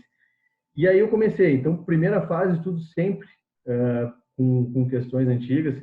A gente tinha uns livros iniciais lá, que agora já nem fazem mais tanto, mas esses livros melhoraram muito, como a gente falou ali, o Otávio, a Carla. E hoje tem que é o Revisaço de Cartórios dos Pode, que eu acho excelente. Esse seria o principal para a primeira fase. A segunda fase de cartório, ela normalmente tem uma matéria mais restrita, e aqui no Rio Grande do Sul são 4 questões dissertativas, valendo 1 ponto cada uma, e 2 peças valendo 3 pontos cada. O que eu faço para a segunda fase? Estudo também questões, né, já as questões dissertativas, aí de preferência da mesma banca, que o último concurso que foi da VUNESP, que faz concurso no Brasil inteiro. tem livro específico de questões da VUNESP. Num segundo momento, eu faço confecção de peças, né, que é as peças de cartório, pouca gente tem afinidade, né, que é registro de nascimento, registro em matrículas de imóveis, escrituras públicas. Se o cara tem que fazer, especialmente se tu não tem cancha experiência nessa área. E, por último, doutrina, né, especialmente direito notarial, registral, civil e comercial, que é a nossa base. Bom, os concursos de cartório, os títulos são muito importantes, porque é aí que vem um pouco a diferença para os demais concursos. Se tu passa no concurso de juiz promotor, em primeiro e último, vai mudar o início da tua carreira, para um lugar mais longe, ou uma cidade que tu não queira tanto. Né? Agora, concurso de cartório, não. Uma posição pode fazer toda a diferença para tu pegar um cartório mais rentável, né? Um cartório maior, ou mais perto da tua família. Então, os títulos são importantíssimos. Né? Então, com esse viés, eu fiz um mestrado, acabei em fevereiro do ano passado, e agora eu sou doutorando em Direito na PUC, com esse intuito de melhorar os títulos no concurso de cartório, que é importantíssimo. Né? Importantíssimo, conta e te alavanca ali para frente. Sem título, normalmente, tu acaba perdendo posição ao final do concurso. Tá. Aí, quanto à rotina da profissão, a rotina da profissão de tabelião e de registrador, ela é muito dinâmica. É muito dinâmica. Ela também se diferencia um pouco das demais ali, profissões de direito, porque tu tem um contato muito direto ali com os usuários do serviço. Né? Eu trabalhei 4 anos num registro de imóveis grande, né, de uma capital, em Campo Grande, no Mato Grosso do Sul, e há pouco mais de 6 meses eu assumi um cartório aqui no interior do estado, com atribuição de notas de civil de pessoas naturais. Como o meu cartório é pequeno, eu tenho só uma colaboradora. Então, eu atendo balcão e faço tudo que engloba ali a atividade. Né? Está sendo um grande aprendizado e dá esse dinamismo. Então, cada hora ali o usuário chega a algum problema e tal, tu tem que ter a perspicácia ali de resolver e orientar ele da melhor forma. Quanto aos principais desafios e alegrias, eu acredito que, assim, nosso principal desafio é auxiliar a desafogar o judiciário. Eu acho que é isso que o extrajudicial tem que ter em mente. Né? Os nossos magistrados, aqui está um grande exemplo, meu grande amigo aqui, o doutor Enesio, ele foi uma classe de servidores assim, extremamente preparados. Né? Profissional submetido a um concurso dificílimo, né, de uma alta complexidade. E então, o que seria o ideal, assim, que chegassem os juízes os casos, os litígios mais intrincados, né, que envolvam mais de ordem pública e tal, e deixar questões outras para via administrativa. Eu acho que isso facilitaria para todo mundo. Na verdade, acho que a gente ajudaria nesse aspecto, ajudaria os demais atores do direito, como a defensoria, promotores, advogados, deixar questões assim mais complexas, né, para serem resolvidas judicialmente. Esse eu acho que é o nosso grande desafio, né, de cartório. E a alegria, eu acredito que é exatamente essa efetividade da atividade, né, então, em regra, assim, o que nos é solicitado ali no balcão, a gente tem que, normalmente é de pronta realização, né, e solução, e satisfaz o desejo do usuário, serviço rapidamente. Então, até puxando meu irmão de novo, que ele era juiz federal antes e agora é registrador de imóveis. Ele comparou ali, várias vezes que a gente trocou ideia, que a gente trabalhou 4 anos juntos, comparou as duas funções, ele disse, nesse aspecto de efetividade, a atividade registral, ela te traz uma alegria maior, né, num aspecto, porque para quem presta serviço, porque tu consegue, é mais rápida a efetividade do nosso trabalho, do que todo o item do processo, né, e tal, especialmente ali na área criminal, muitas vezes, antes da Lava Jato ali, que às vezes o juiz fazia toda a instrução e tal, julgava e no fim o processo não andava, as coisas que todo mundo está careca de saber, né? Tem essa ideia.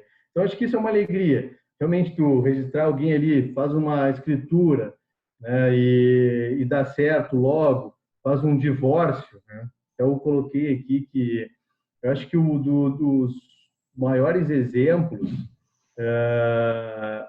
que é exatamente isso de ajudar o judiciário, é exatamente o divórcio e o inventário extrajudicial, né? Esse eu acredito que sejam os maiores exemplos vencedores, né? Sim. Da nossa atividade. E Deixa então, eu te assim, falar, uma das questões pode falar. que eu tinha comentado é das perspectivas, né? Isso. Há longos comentários sobre blockchain e tecnologia, o desaparecimento dos cartórios. Veja, a minha profissão, eu fui numa palestra esses dias, ela foi exterminada pelo sujeito da palestra em 15 anos. Então, nós não precisaremos mais de advogados em 15 anos, né? Eu cheguei em casa, avisei minha esposa e disse, olha, vamos lá, vamos jogar na Mega Sena, comprar bola, enfim, vamos, que daqui 15 anos a minha profissão em si não existirá mais. Sendo que a de professor universitário ele colocou em 10 anos.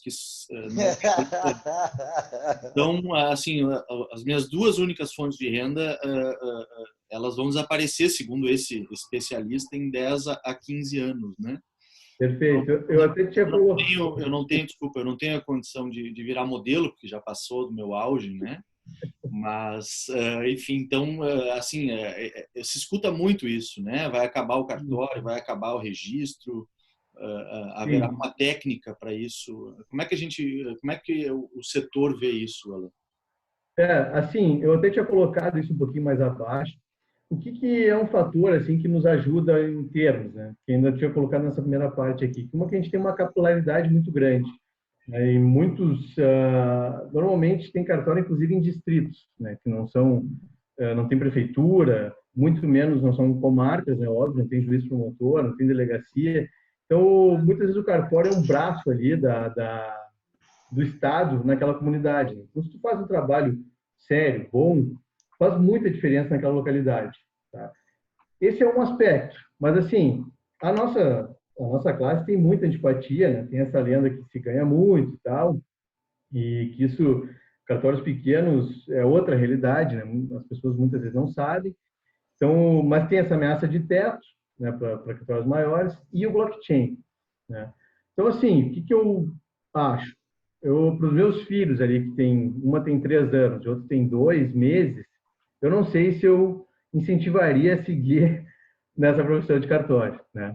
Mas a nossa geração, e aí eu estou incluindo todo mundo que está estudando agora, eu acredito que a gente vai poder trabalhar ainda com isso. Não acho que o blockchain por si só vai tirar o fator humano, né? Menos como está agora, eu acredito que não. E então, assim, qual que é o caminho? Uma, se modernizar, que é o que já está acontecendo, né? A gente tem inúmeras centrais e tal, você pode fazer, prestar o serviço através da internet. E a outra é fazer um serviço bem feito, né? Que é a única forma de dar uma continuação em perpetuidade. Assim, por isso que eu acho que essa ajuda ao judiciário, esse desafogar o judiciário, é importantíssimo. Isso a gente tem que fazer, tem que ter em mente isso, né? O cartório, tal, tabelião. Acho que a ideia era essa aí. E, por fim, não sei como é que eu estou aqui. No meu ainda falta 1 minuto aqui. Posso terminar aqui? Vai tranquilo, vai tranquilo. Das dicas ali aos interessados, é mais ou menos na linha do que quase todo mundo falou, mas eu queria dar um outro enfoque aqui. Eu coloquei só 2 dicas aqui, mas uma, quase todo mundo falou, estudar durante a faculdade. Isso é importantíssimo. Foi assim, fazer festa é importante, claro, mas tem que ter um equilíbrio. Tem que ter um equilíbrio. E por que eu falo isso para vocês? Por experiência própria. Tá? Eu, diferente de todos esses caras aqui que estão conosco, eu estudei pouco na faculdade, tá? Sendo honesto. E pouco, não vou dizer pouco não, estudei, mas eu deveria ter estudado mais. Eles estudaram muito mais. Então, onde é que eu quero chegar com isso aí? O cara vai chegar antes no objetivo, né? Quando não estudar tanto na faculdade, depois você vai ter que correr atrás do prejuízo e é uma mão de obra e leva tempo, né? Tu te toma muito tempo, tu não cria aquela base. E então eu digo isso por experiência própria, tá?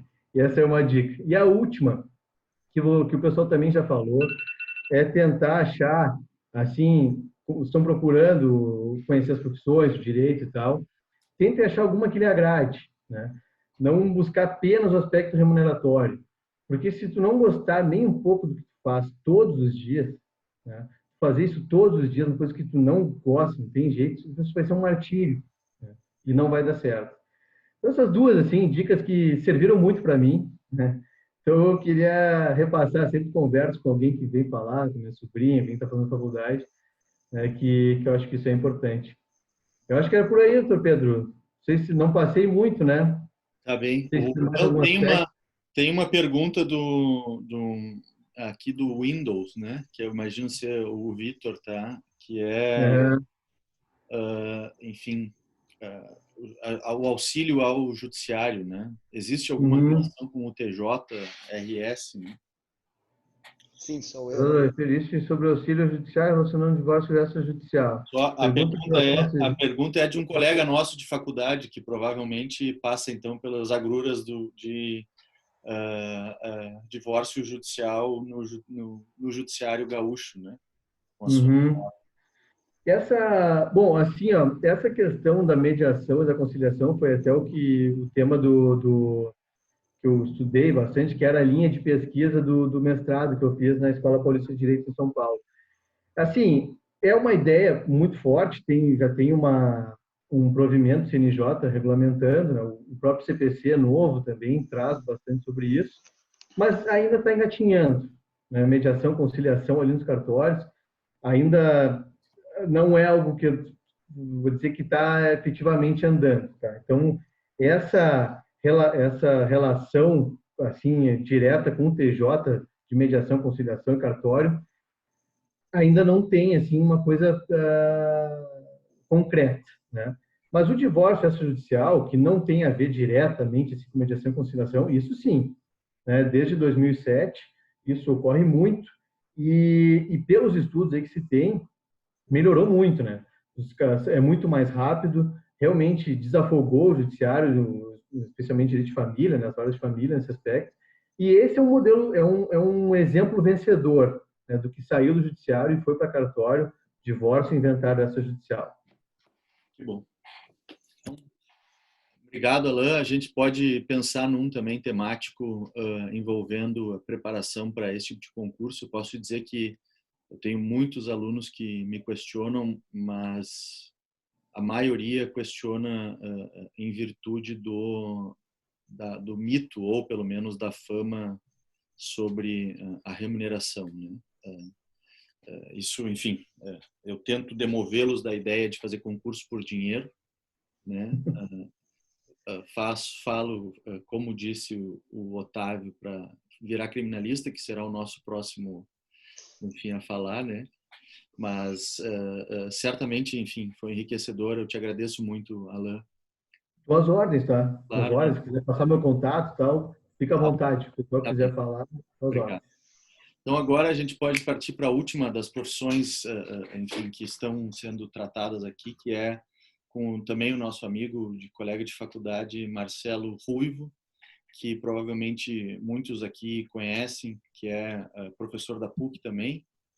E Marcelo pode falar um pouco da trajetória dele e também das frustrações, Marcelo, talvez um pouco das frustrações na advocacia, mas também na tua trajetória, como é que se convive passando tanto tempo longe de tudo, de todos, estudando, fazendo doutorado no exterior. Então, te agradeço também, Marcelo, querido amigo, por estar aqui com a gente para compartilhar a tua experiência. Bom, boa noite, pessoal. Todos me escutam? Sim. Então, tá. Queria agradecer ao Pedro por esse magnífico encontro aqui, que encontro todos vocês e fiquei sabendo para o pessoal, para os meus alunos aqui das turmas da 169, 159, os alunos da especialização. Eu só queria dizer para vocês, antes de tudo, que não tem script aqui. A gente não sabia o que os outros falariam e é emocionante. Nesse início, eu fiquei recebendo o pessoal, alguns tiveram um pouco de dificuldade de acessar e é realmente emocionante. Não sei se pelo fato da quarentena, não sei pelo fato de vocês estarem falando das casas de vocês, Não sei pelo fato de a gente estar distante geograficamente, mas é muito bonito ver vocês contando a história de vida de vocês numa situação que a gente às vezes não acompanha, a gente acompanha detalhes, e aí vocês fazem uma narrativa de tudo isso que acaba até emocionando, assim, eu tinha que falar por último aqui. Bom, mas assim, o que acho que também cabe um pouco para mim fazer um certo fecho dessa conversa toda e falar especificamente da advocacia e talvez um pouco da docência depois se sobrar tempo. Existe um discurso que corre por aí de que a advocacia seria uma profissão que estaria em extinção. Pedro já avançou e avançou muito bem. E teria uma advocacia que agora com a reforma trabalhista que seria mais próxima a acabar, que seria a advocacia do trabalho. Bom, a quarentena e a pandemia têm mostrado para vocês que trabalham efetivamente com as profissões jurídicas qual a importância do advogado trabalhista nessa situação de suspensão de contratos, essa situação de redução de hora de trabalho e tudo mais. Então, pessoal, se vocês querem seguir a advocacia, talvez seja interessante observar de uma forma clássica do que a advocacia é feita. E eu, sinceramente, não seria a pessoa adequada para dizer para vocês como serem melhores advogados. Não sou preparado para fazer um curso desses de melhorar a advocacia, mas como professor de direito, é um pouco do meu dever social fazer um pouco a sistematização e a análise do que aparece no nosso cenário e tentar estabelecer alguns critérios aqui de análise do fenômeno jurídico. Muito diferente do que alguns dizem, eu acho que a advocacia, pelo menos a criminal, que eu trabalho, e a advocacia corporativa, ela nunca viveu um cenário tão bom. Depois de uma certa sintetização do judiciário brasileiro, e eu estou falando aqui na frente de um colega, juiz federal, a melhora da jurisdição, a melhora da acusação, a melhora da investigação, criou uma oportunidade muito maior para os bons advogados. Eu estou dizendo isso para vocês agora nessa noite e disse há um mês atrás, eu acho, na OAB, alguns que estão aqui hoje me viram, fala lá, está gravado esse vídeo das nossas palestras na Escola Superior de Advocacia e comecei dizendo isso. Acho que a advocacia criminal nunca viveu um momento tão positivo. E digo para vocês por que eu penso assim. Penso porque a advocacia criminal continua tendo um problema muito grande de déficit de garantias e a Carla conhece muito bem essa realidade e pode nos mostrar aqui com exemplos do que acontece. E vive também uma outra realidade, que é o avanço da intervenção penal, da qualidade da intervenção penal no ambiente corporativo, e que vem aos poucos. Né? Então, assim, nós tínhamos, e se for pensar na nossa época de formação mesmo, nós tínhamos ali uma advocacia corporativa que tinha iniciado timidamente com os crimes contra a ordem tributária no final dos anos 90, década de 90, e então a gente pegou um pouco disso na universidade. Alguns poucos advogados trabalhavam com essa criminalidade, então, fiscal, tributária. Muitos eram professores da PUC e muitos ajudaram a desenvolver essa escola de criminalistas que a PUC tem. E parava um pouco por aí. Se fosse voltar um pouco mais, falar com uma geração mais antiga que aquela, iam dizer ainda, olha, teve lá os crimes contra a economia popular, mas também não tinha tido a amplitude que tem hoje. Hoje a gente tem uma realidade, são crimes contra a ordem tributária, licitações, sistema financeiro. Hoje, Inesio, a realidade que a gente ensina e que vive na universidade é muito mais próxima da Justiça Federal. A prova da OAB faz pergunta questões que são muito mais próximas do dia a dia da Justiça Federal. E isso é excelente. E nós aqui na PUC estamos tentando, eu estou falando um pouco porque nós somos egressos da PUC, né? Mas eu sei que a gente está falando aqui, e alguns já me escreveram para o Brasil inteiro, e tem gente de tem alunos de outras regiões, mas a PUC buscou ajustar um pouco, Inesio, o currículo para dar conta um pouco mais do edital de crimes federais, por exemplo. Porque o edital era muito voltado, a penal 4 era muito voltado só para magistratura e Ministério Público Estadual e Polícia Civil. E não contemplava, como a maior parte das universidades no Brasil, não contempla esse outro tipo de criminalidade.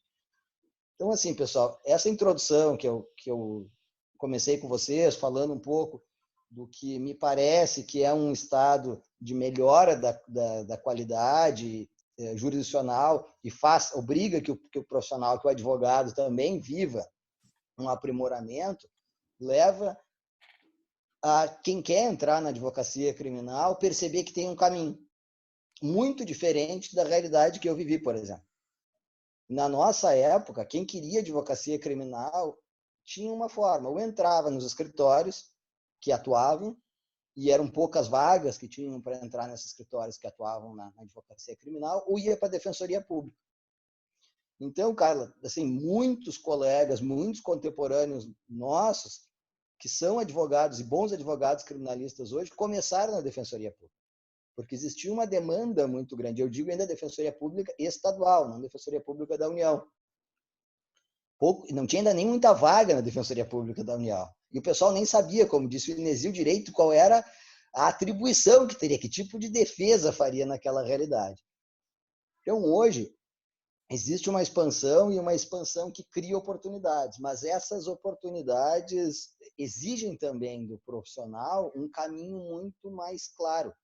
Naquela época, a gente, assim, se queria ir para a advocacia criminal, tinha um certo desespero, porque quando olhava para os colegas que queriam para as funções públicas, sabia, olha, tem que estudar um edital, o edital está ali, quem souber o edital, souber marcar na primeira fase, marcar X, depois responder as questões, depois ir para a prova oral, vai passar no concurso. E eu, por exemplo, que gostava dos crimes federais, durante a faculdade, fui assistir uma prova oral, ainda eu acho que na metade da faculdade. O Tribunal Regional Federal funcionava ainda na Mostardeiro. Não tinha ainda o TRF lá na esquina, como é agora. Funcionava ali num prédio alugado na Mostardeiro. Fui lá assistir a prova. É mais velho que a gente, né, Ruivo? Só para deixar claro isso, né? Bom, eu não ia fazer esse comentário aqui. Eu não ia fazer esse comentário aqui porque tem vários alunos e amigos assistindo. E eu queria dizer que eu sou da turma de formação dos colegas que falaram antes, mas sou bem mais novo que eles, né? Como vocês observam, olhando para o professor Adame. Mas, assim, pessoal, vejam aqui. Tinha uma angústia muito grande em todos nós que queríamos ser criminalistas. É como começar e como se sustentar para ter aquela estrutura mínima, uma sala, um computador, pagar luz e tudo mais. E nós tínhamos grandes exemplos de criminalistas naquelas turmas de formação da nossa época. E todos eles passavam por dificuldade. Todos os que começavam passavam com dificuldade de pagar as contas. Porque a pessoa não pode começar como um servidor num nível, um concurso que os colegas falaram aqui, um concurso intermediário e querer advogar. Só se ele fizer um plano de fazer uma formação universitária, fazer um pé de meia e depois sair. Porque ele não vai poder fazer concomitantemente essas duas atividades. Isso angustiava muito a gente. Mas voltando lá o tema aquele. Assistindo, então, a prova para juiz federal, última fase. E o pessoal sabia coisas assim do direito que eu não fazia a menor ideia. Eu não sabia nem por onde buscar aquilo. Eu não sabia nem com quem eu deveria perguntar para tentar saber aqueles temas que eram falados lá. O que eu descubro é que aquelas pessoas que eu considerava muito preparadas, a maior parte deles não tinha passado no concurso. Então, era um concurso para juiz federal que tinha sobrado vagas. As pessoas não conseguiam atingir o mínimo. Não é que elas competiam entre si. Na última fase, elas não atingiam o mínimo para serem aprovadas. Aquilo me marcou com uma profundidade que eu estava acostumado com uma lógica sempre muito competitiva. Era a minha ingenuidade. E isso eu sempre tento deixar claro, Pedro, para as turmas que estão começando o direito, e para aquelas turmas, agora eu estou com o 9º semestre, né, para as turmas que estão acabando o direito, não pensem tanto na competição, pessoal. Pensem em ser esse atleta de ponta que o Inesio comentou, mas para vocês vencerem os recordes de vocês. Não precisa olhar lá para o Guinness para saber qual é o recorde que foi feito. Tentem pensar o quanto vocês podem ser melhor a cada dia. E isso, de certa forma, se entranhou na minha realidade da advocacia criminal. Advogar, a gente aprende com colegas que advogam melhor que a gente. Porque a advocacia ela tem uma demanda, que é uma demanda Tem gente que diz que a advocacia é uma arte, né? Eu não sou dessa ideia, que a advocacia não é uma arte, mas que ela tem um componente criativo e artístico, ela tem. Certamente tem. Mas não é vocês pensarem como desenvolver essa criatividade em abstrato. Pelo menos não é como entendo eu. Acho que a gente desenvolve essa criatividade no trabalho diário, no convívio com outros colegas, numa forma talvez mais simples de resolver determinados problemas, uma forma sintética. Quem vai advogar e está vindo da universidade, muitas vezes muda seu estilo de escrita, porque sabe que os colegas que vão julgar os processos têm que ler uma coisa que seja clara e sintética, as pessoas não têm todo o tempo do mundo. Então é um outro tipo de escrita, é um outro desafio. E esses desafios... Deixa eu te perguntar, Marcelo, já que tu tocou nesse assunto, como é que a gente faz para equilibrar a vida acadêmica com a advocacia? Isso é possível ou é necessário dar ênfase para uma ou para outra?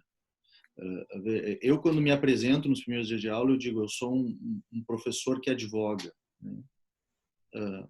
Mas, de novo, assim, isso consome tempo, retira dinheiro que talvez eu pudesse estar ganhando na advocacia.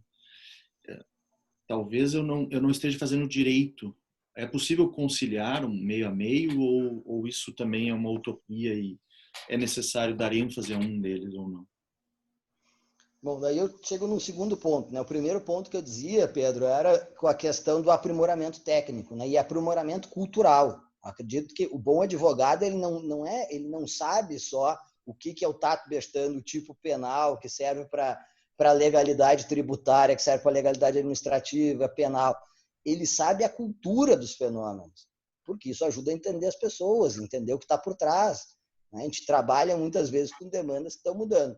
A segunda questão é essa que dizia o Pedro, que é o pronto atendimento. O advogado ele não consegue sair às 18 horas e acabou o seu expediente. Ele não consegue acabar o expediente amanhã, no sábado, na sexta-feira, que é feriado. Ele continua trabalhando, ele vive como advogado. E isso é muito bonito, pessoal. Se vocês gostam dessa profissão e se encantam por essa profissão, se entreguem a essa ideia. Se entreguem a essa ideia. Tragam os interesses e os direitos das pessoas como se fossem mais do que os interesses e os direitos de vocês. Porque muitas vezes a gente não entra em várias demandas que tem razão. Mas levem como emprestar inteligência, energia de vocês para a cidadania. Com isso, Pedro, o que acontece? Tem vezes da tua vida que tu vais entrar numa grande demanda judicial. Nós, criminalistas, temos as audiências, que é um pouco diferente, né, da realidade do tributarista, que pode ser que a pessoa esteja em determinados momentos da vida muito mais atarefada pela advocacia, em outros momentos da vida mais atarefada em questões universitárias. E é preciso ter um equilíbrio de espírito para se organizar nessa realidade. Como eu dizia para vocês, a advocacia criminal, isso a gente pode fazer uma outra live, se for eventualmente de interesse, ela tem grandes oportunidades ainda, porque tem uma advocacia criminal relacionada ao ambiente corporativo e uma outra que trabalha com pessoas que não têm, normalmente, os seus direitos garantidos numa intensidade muito maior. Muito maior. O Brasil, infelizmente, ele tem, e a gente costuma dizer isso fora do Brasil, né? Ele é um país que tem primeiro, segundo e terceiro mundo num espaço, às vezes, num raio de 2 quilômetros. Então, a gente vê violações de direito e tem colegas, Pedro, que trabalham muito, e é o início, muitas vezes, da advocacia criminal, com prisões. A pessoa é contratada para fazer um habeas corpus, para relaxar uma prisão ilegal. essa é uma realidade de uma advocacia que ela é muito desgastante e ela sempre trabalha na urgência. Ela sempre trabalha com urgência. E é muito bonito ver que tem alunos nossos que estão construindo uma carreira de êxito, de respeito no judiciário, de respeito nas polícias, por prestar um serviço com essa qualidade, com alegria por estar fazendo bem esse trabalho e com uma satisfação pessoal. Então, é possível conciliar, sim, conforme vai passando o tempo, vocês vão conciliando melhor com essa realidade, mas assim, o Inesio está aqui, é fácil de ver. O Inesio começar a atuar como juiz da Lava Jato vai mudar a sua rotina. Né? O procurador que foi para uma força-tarefa da Lava Jato vai mudar a sua rotina. O escritório que atender a Lava Jato vai mudar a sua rotina. Por quê? Porque tem uma intensidade de trabalho muito maior. Então, eu gostei muito da alegoria que o Inesio trouxe aqui para a gente de esporte, né? de vocês tentem ser o melhor atleta. Eu sentia muito isso, Pedro e Alain e Carla, durante o doutorado, porque foi o momento onde eu tinha saído do escritório de advocacia, que advogava, tinha saído da universidade, e aí veio o desafio aquele, olha, tu tens aqui um tema de tese, uma bolsa de doutorado no estrangeiro e faz o melhor que tu consegues fazer nesse tempo de 4 anos, eventualmente renovável. E é uma disciplina muito grande. Em primeiro lugar, o corpo não aguenta. A verdade é essa. O corpo não aguenta estudar mais de 7 horas. E isso que é um tema que a gente escolheu estudar, que é a tese de doutorado. Mas o corpo não suporta. As primeiras semanas eu tinha um pouco de angústia, porque eu não conseguia passar de 5 horas por dia. Depois de 5 horas estava assim num cansaço que parecia uma vontade de ter uma reunião no escritório, de conversar com alguém, de ter que dar uma aula. Eu tinha aprendido muita coisa naquelas 5 horas, então eu tinha uma vontade de dar uma aula. Não tinha aula para dar. E o outro dia era a mesma coisa, a mesma realidade. Tinha que acordar, e aí eu fiz um cronograma de trabalho que trabalhava 6 dias por semana, que é um pouco da realidade do advogado, pessoal. Então, o advogado ele não consegue ter uma organização de agenda que tem um magistrado que pode marcar suas audiências. O advogado ele se submete aos compromissos que vão sendo marcados por outras pessoas. E isso não é algo que me parece que desestimula muita gente a advogar, mas é uma realidade que é importante que o pessoal entenda que tem que se habituar com isso. Eu acho que talvez os maiores desafios para quem quer advogar é saber como começar. Continua como começar. Mas vocês, em especial os alunos da PUC, vivem um momento bastante oportuno, que é o crescimento das especializações na PUC. Né? Então, tem uma série de especializações ofertadas em direito empresarial, em direito penal empresarial, em direito trabalhista, em direito tributário, que é uma parceria com o IET, onde é possível que alguém se forme e já consiga ter uma especialização de um nível muito maior do que a gente tinha naquela época. Como é que a gente mais ou menos ia tendo uma especialização? A pessoa escolhia um tema de TCC que gostaria de estudar. E aqui o meu caso serve como um exemplo e serve como exemplo de sucesso e insucesso ao mesmo tempo. Eu escolhi o tema dos crimes fiscais. Escrevi meu trabalho de TCC, depois publiquei um artigo. O STF mudou o entendimento, mais ou menos, no sentido do que falava o artigo contra a fundamentação. 12 anos depois, deu um problema pela fundamentação. E aí, o professor Pedro Adame, de hermenêutica, o fundamento não importa, o que importa é se decidiu, como é que decidiu. O fundamento vincula. O fundamento vincula, porque o fundamento, muitas vezes, faz com que a gente não possa se contradizer.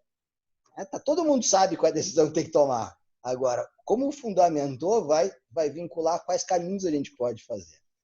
E isso é uma ideia muito importante também nessa união da universidade com a advocacia. Deixa eu te interrompendo rapidinho. Assim, a gente já passamos 15 minutos do que a gente havia planejado, mas quais são, tu acha, as perspectivas, pelo menos, se não da advocacia em geral, da advocacia criminal no médio e no longo prazo? Eu já sei que a minha área de advogado em matéria tributária vai acabar em 15 anos. Eu não sei quanto tempo vai levar a tua. Sim. Ser substituído por um robô, segundo me informa. É interessante a gente ver também isso, né? Se a gente pergunta para as pessoas que criaram e que administram os maiores escritórios, não sei se eles têm essa mesma visão das coisas. Eu não sei se a gente perguntar para um juiz se ele acha que vai ter do outro lado um robô peticionando, né? Mas assim, robô fazendo a sustentação oral. Então, a pessoa tem uma possibilidade. Se ficar com pena a partir de 8 anos, vai cumprir no regime fechado. Precisa sensibilizar os magistrados da importância daquela dosimetria da pena. O robô fará a sustentação oral mostrando que a dosimetria da pena tem que ficar abaixo de 8 anos e aquela pessoa não irá para o regime fechado, né? Inicialmente fechado. Veja, então assim, pessoal, eu acredito que certamente que a advocacia continuará muito importante. A gente nota num país como o nosso, onde tem um ânimo tão belicoso, um avanço de uma ideia tão de polarização, de intolerância, como é importante esse traço que o advogado faz na sociedade, né? Que é um traço, às vezes, de negociação, um traço, às vezes, de entendimento, um traço, às vezes, de união. E, Pedro, o cenário que eu vejo é que talvez funções que eram exercidas por advogados, mas são de baixa especialização, talvez venham a ser substituídas por outras formas menos burocráticas de exercer a atividade. Agora, eu não consigo imaginar e não quero viver num mundo onde uma sentença criminal seja feita por um robô, né? Um juiz robô. Porque eu quero saber quem é o programador desse robô.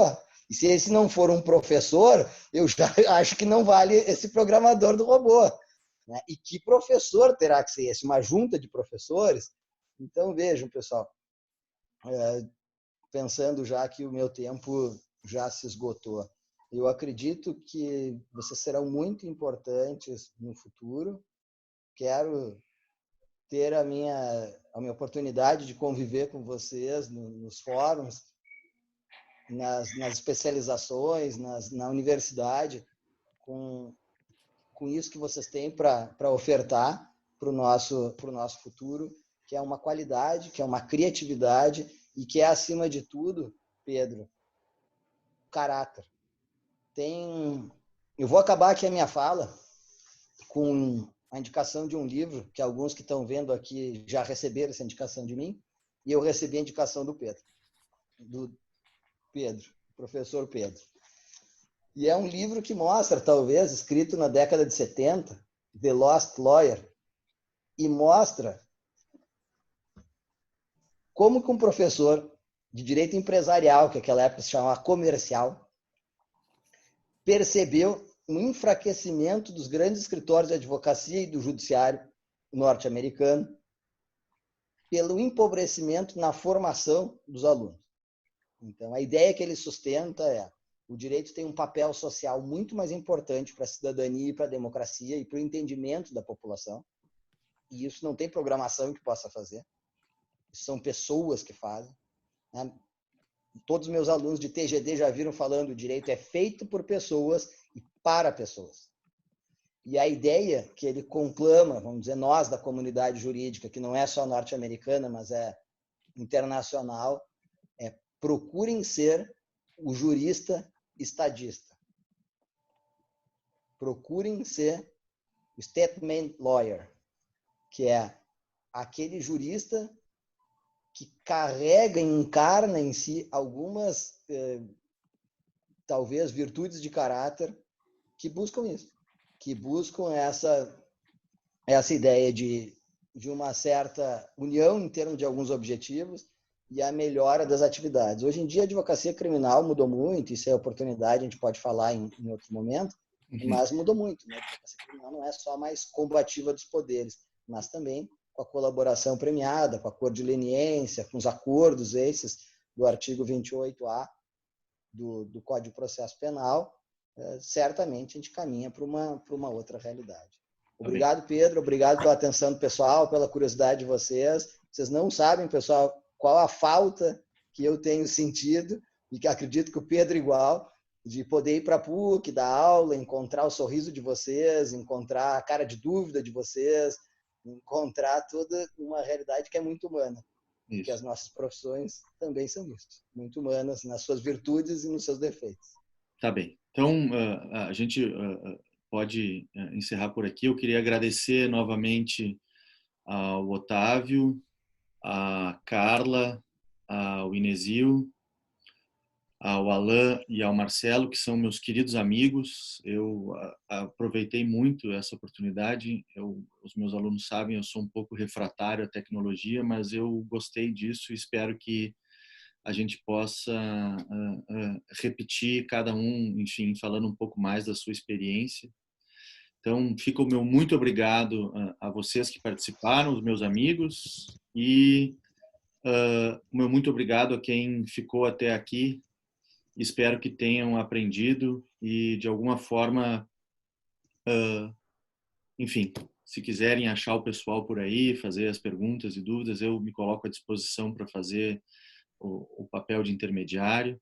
Então, muito obrigado a todos, uma feliz e abençoada Páscoa para todos nós e que, enfim, venha junto o fim desse confinamento o mais breve possível, tá bem? Então, muito obrigado a todos. Feliz Páscoa, pessoal. Fiquem bem, fiquem saudáveis. Tá bem? Tchau. Obrigado, Pedrão. Valeu. Boa noite, pessoal. Pessoal. Obrigado. Tchau, tchau. Seguimos as ordens aí que precisar. Tá bem. Valeu. Obrigado. Muito obrigado, pessoal.